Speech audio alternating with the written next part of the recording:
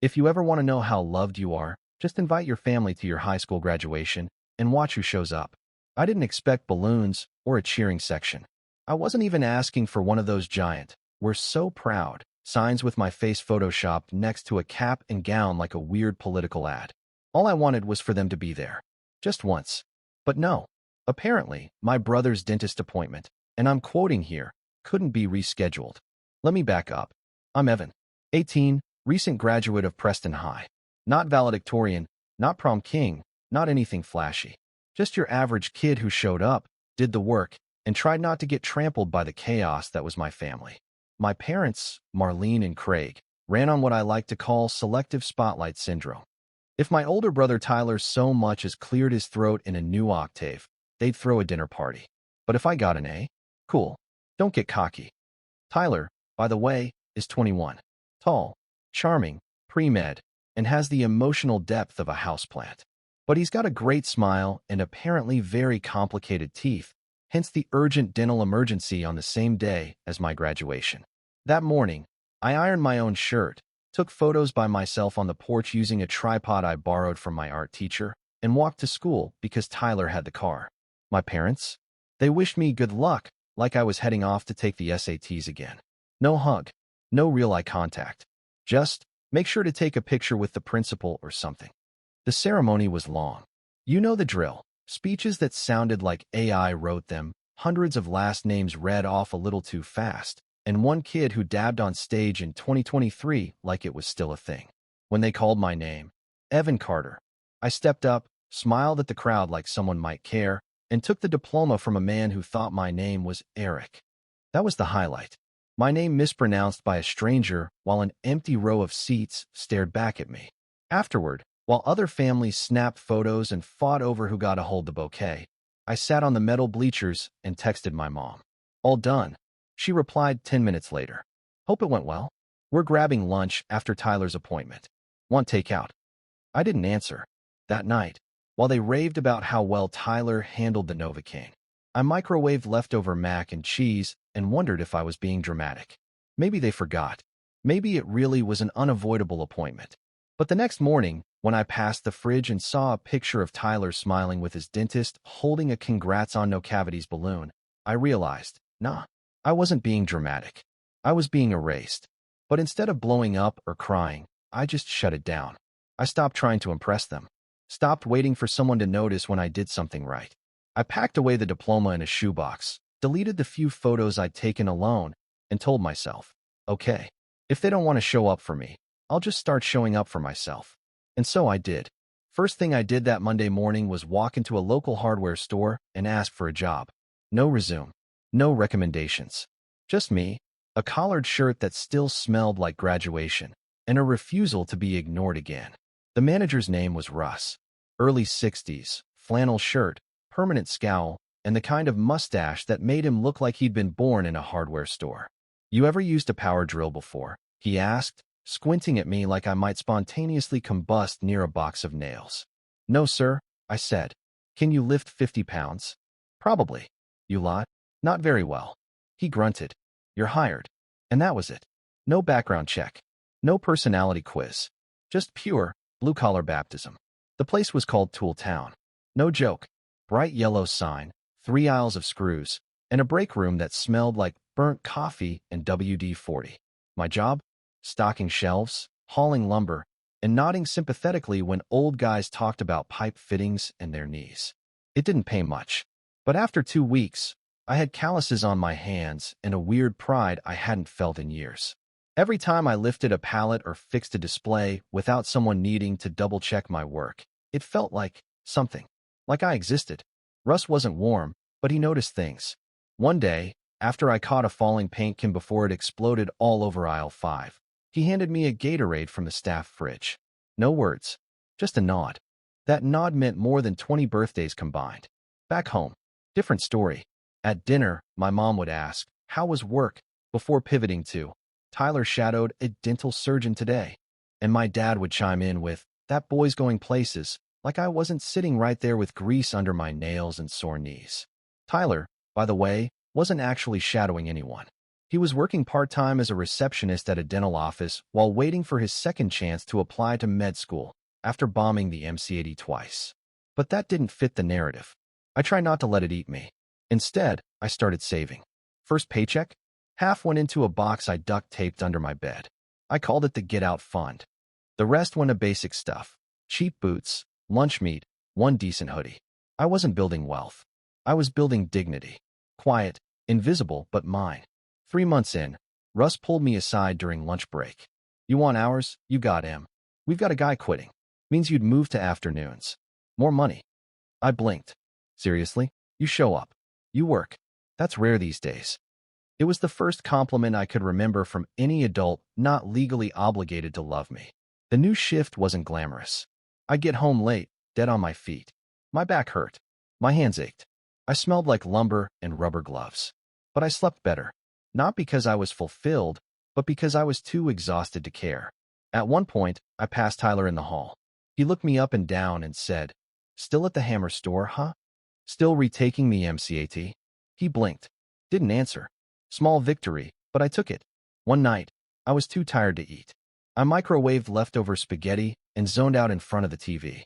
My dad came in, sat down, and after a few minutes of silence, he said, "Your brother had a rough day." I nodded, not looking away from the screen. "Me too, but thanks for asking." He didn't reply, just got up and left. That was the night I ordered my first recliner. Secondhand, brown, squeaky. Cost me $40 and 2 bus transfers to pick it up. I hauled it into the house myself, dragging it up the steps while my mom watched through the window. "That doesn't really match the decor, sweetheart," she said. "I didn't buy it for the house," I muttered. She didn't ask what I meant. The next morning, Russ stopped me at the register and tossed me a worn-out employee badge. Temporary supervisor badge. "You're covering the floor while I'm at inventory meetings this week. Don't screw it up." I stared at the plastic tag. It was faded, chipped, had someone else's name on it. But it felt like gold. "Thanks," I said, barely managing to smile. Russ just nodded and walked away. That was his version of confetti. Back home, I pinned it to my wall, right under my graduation tassel. Only one of those achievements had ever been acknowledged. But I wasn't waiting for applause anymore. After the 4th week of running the afternoon floor, Russ gave me a new badge. This one actually had my name on it. "Still temporary," he grunted, handing it over like it might burn him. "But you're doing all right. Don't get cocky." "Don't get cocky." Sounded familiar. Almost exactly what my mom used to say whenever I brought home a report card with more A's than usual. Back then, I thought she meant it as encouragement. Now, I think it was her way of keeping me small. At Tool Town, no one cared where you ranked in class. You just had to show up, know your socket wrenches, and not leave the forklift in reverse. I liked it. Liked it a lot more than pretending Tyler's dental ambitions weren't circling the drain. He was still applying to schools, still blaming bad testing environments and suspicious proctors, still getting sympathy for being under so much pressure. It was like the guy couldn't fail without everyone cushioning the landing with emotional bubble wrap. Me? I had a sore shoulder, a new lunch cooler, and a rapidly growing get-out box under my bed. I still lived at home, but I wasn't there. I ate alone most nights. Worked weekends. Said as little as possible. Every now and then, Dad would try to toss out a line. "You still at that job?" Like it was a temporary phase. I'd just nod and sip water from my thermos. Then came the moment that pushed everything forward. It was a Wednesday. Long day. My back was killing me. Russ had gone home early, so I locked up solo. When I stepped outside, I saw someone leaning on the hood of my old beater car. It was Tyler. He wasn't there to say congrats on my new hours. "Hey," he said, like we were friends. I stayed quiet. "So, Dad says you've been saving up?" His voice had that careful tone, like he was navigating a landmine. "Yup." "For like what? A new car?" "An apartment." He blinked. "You're moving out?" "Eventually." "Huh." He scratched his cheek. "Well, I mean, wouldn't it make more sense to save longer? Or stay home and help out?" I raised an eyebrow. "Help who?" He looked annoyed. "You know, Mom, Dad, me, the house, whatever." I laughed. "Couldn't help it. You want me to stay to help you?" He shrugged. "I didn't mean it like that." "Sure you did." He tried again. "I just think it's dumb to rush out and live paycheck to paycheck just to prove a point." And that was when I realized something huge. He needed me to stay. Not because he cared, but because my quiet existence made his still look impressive. Without me around, who would they compare him to? Well, I said, opening my car door. Some of us are okay with earning our way out. Others keep waiting for a shortcut. Tyler didn't respond. He just looked small, not defeated, but like the golden boy glow was finally flickering a little. That night, I lay on my creaky twin bed and looked up at the ceiling fan as it clacked in lazy circles. For the first time, I pictured what my own place would smell like. Coffee, maybe some sawdust from a cheap shelf I'd build myself. No scented candles, no burned pot roast. Just me. No one asking if I'd seen Tyler's mail. No one accidentally tossing my lunch bag into the garbage. No one skipping my milestones for cavities. Just space. The next morning, I woke up early. Earlier than usual. And I added another $60 to the box. It wasn't enough yet. But I was getting closer. It was a Craigslist ad. 1 bedroom, low rent, quiet neighborhood. Must be okay with creaky floors. No pets. Maybe ghosts. I laughed. Then I emailed. The landlord's name was Terry. Retired mailman. Wore the same navy windbreaker every day. He met me out front with a ring of keys and a grin that said, "I'm not fixing the plumbing myself, so don't ask." The place was a mess, but it was beautiful. The floors sloped at a 5-degree angle. The walls were that yellowish, was white 10 years ago color, and there was a mysterious stain near the fridge I chose not to question. But there were windows. Big ones. The kind that let in light without needing to be begged. There was also quiet. No Tyler's voice echoing off the walls. No microwave beeping for someone else's hot pocket. Just a hum. Just mine. "How long you been working?" Terry asked, peering over my shoulder at my pay stub. "Since I graduated." "Good. You got that look." "What look?" "The tired one. The don't want to live with my family look." I snorted. "It's that obvious?" "Kid," he said, unlocking the front door. "I've been renting this place since VHS was still a thing. Everyone your age has that look. Comes with the first good disappointment." I didn't tell him mine was a missed graduation over a dental cleaning. I just nodded. That night, I didn't tell my parents I'd gone apartment hunting. At dinner, Mom asked if I could take Tyler to the dentist next week. "His car's having problems again," she added, like it was my fault her golden boy couldn't schedule an oil change. "Can't," I said. "Working." Dad muttered something about family chipping in. I didn't respond. I just kept eating my reheated mac and cheese and made a mental note to order a used microwave on Facebook Marketplace. That weekend, I visited the apartment again. Terry let me measure the windows and poke around the closet space. I stood in the middle of the room and tried to picture my life there.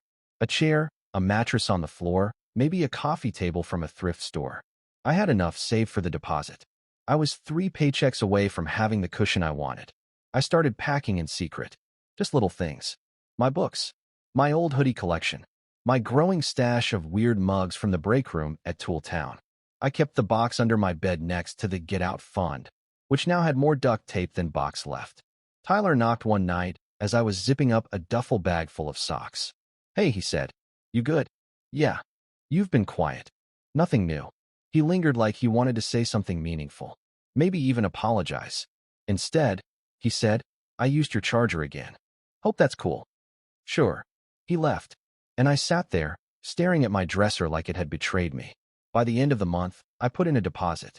I signed the lease without fanfare. No celebration. Just me, a pen, and a landlord who kept saying, "This wall doesn't leak often." On my walk back to the house, I bought a 6-pack of root beer and a bag of discount kettle chips. I didn't toast to anything. But that night, in my room, I stared at the lease contract and whispered, almost out. I didn't say it with bitterness. Just relief. I moved out on a Tuesday. Not a Friday. Not a weekend. A random Tuesday, right after work. I didn't tell anyone. I just loaded the last 2 duffel bags into my old car, tossed my blanket-wrapped recliner in the trunk like a body, and drove to a new zip code. Nobody stopped me. Nobody noticed. I'd left a note on the kitchen table that said, "Got a place. Thanks for everything." That was the whole message. No guilt. No blame. Just fact. The house was quiet when I left. Mom was in the kitchen scrolling Pinterest for Thanksgiving table inspiration, and Tyler was in the living room rewatching Grey's Anatomy for medical insight. I could still hear the theme song echoing as I backed out of the driveway. It wasn't sad. That was the strangest part. It wasn't some dramatic moment where I looked back through the rearview mirror and whispered, "Goodbye, childhood." There was no swelling music, no flashbacks, just a full gas tank, a weathered lease, and a bag of kettle chips in the passenger seat. The apartment was exactly as I remembered. Dusty, crooked, drafty, perfect. I dropped my bags by the door and stood in the middle of the living room. The floor let out a creaky groan beneath me like it was sighing. Well, here we go. I took off my shoes. Not because I was sentimental, but because the carpet felt like it hadn't been vacuumed since 2011, and I didn't want to track more grime inside. I didn't sleep well that first night. It wasn't the ghosts Terry joked about. It wasn't fear. It was the silence. Real silence. No one stomping through the hallway. No TV blaring. No Tyler fake laughing too loud at his phone. No distant, muffled voice asking me to run a chore. Just silence. Like a still lake. And it freaked me out. I lay on my air mattress staring at the ceiling, arms behind my head, unsure what to do with all this freedom. There was no one to impress. No one to prove wrong. Just me. Russ noticed I was walking different that week. Not in a swagger way. Just lighter. "You get laid, or something?" he grunted over the circular saw. "Nope. Got my own place." He raised an eyebrow. "Alone?" "Yeah. Nice. That's the way." That was the entire conversation. But later, he dropped off a toaster oven by my locker. Said his niece bought him a new one, and he didn't need it. Didn't say congrats. Didn't pat me on the back. Just nodded. It was the most support I'd gotten in years. Back at the apartment, I started building my world from scratch. The recliner went near the window. The mini fridge went next to the outlet that didn't spark. I bought a $20 side table and called it furniture. I even found an old metal sign at a flea market that read, "Caution, Employee of the Month lives here." I nailed it to the wall. Not out of irony. Because I was. On Friday, I got my first text from Mom. "Just saw your note. You didn't even say goodbye?" Then, "Are you mad at us or something?" I read the messages while eating ramen in a cereal bowl I found at a thrift store. The noodles were rubbery. The fork was plastic. But it tasted better than any meal I'd had at that dinner table. I didn't reply. She didn't ask where I was living. She just wanted to know why I made it awkward. Classic. I never gave them the address. Not out of spite. Just clarity. If someone can't show up for your beginning, they don't get front row seats to your middle. The first 2 weeks in the apartment were strange in a good way. I learned that I liked waking up without someone knocking on my door. I learned that I make terrible coffee but love the smell of it. And I learned that when your kitchen sink leaks, YouTube tutorials become your best friend. Russ gave me a real schedule. Set hours. Even a name tag that didn't say temporary. It was a small thing, but I pinned it on like armor. Every day, I clocked in, did my job, clocked out, and then went home to a space that didn't talk over me or forget me. No guilt. No eggshells. Just peace. Tyler called once. Just once. I let it ring. He left a voicemail. Something about how Mom was getting emotional and how they didn't understand why I needed to be so distant. He ended it with, "Just come by sometime, man. They miss you." I listened to it twice, then deleted it. 3 weeks later, Dad sent a text. "Your brother's birthday is Saturday. Swing by if you're free." No, "We'd love to see you." No, "How are you doing?" Just an invite to a party I wasn't supposed to outshine. I didn't answer. Instead, I spent that Saturday cleaning my tiny apartment while blasting old music I liked. I grilled a single burger on a stovetop pan. I watched a movie. I sat in my creaky recliner and looked out the window. And I smiled. Not because everything was perfect, but because nothing hurt. Months passed. The text slowed, then stopped. Tooltown gave me a raise. Small, but meaningful. Russ started calling me by name instead of kid. I even helped train a new hire named Zeke who reminded me of myself. Quiet, eager, a little unsure. I taught him how to organize the drill bits and not let the paint cans bite you if they fall. "You good at this?" he said once. It caught me off guard. No one had ever said that to me before. One afternoon, I stopped by a furniture outlet and bought a small 2-seat couch. It was on clearance because it had a weird green tint that made it look like it belonged in a waiting room. I didn't care. I carried it up the stairs by myself, dropped it near the window, and sat down with a bag of chips in my lap. My phone buzzed. "Hey, this is your mom. Just checking in. Hope you're safe. We'd love to see the place sometime." I read it, then set the phone down on the table beside me. I didn't feel angry. I didn't feel triumphant. I just felt okay. I looked around my crooked floor apartment. My chipped mugs. My squeaky recliner. My weird green couch. My walls that had no family photos, no approval plaques, no participation trophies. Just one sign. Caution, Employee of the Month lives here. They still haven't seen it. And honestly, I think that's for the best.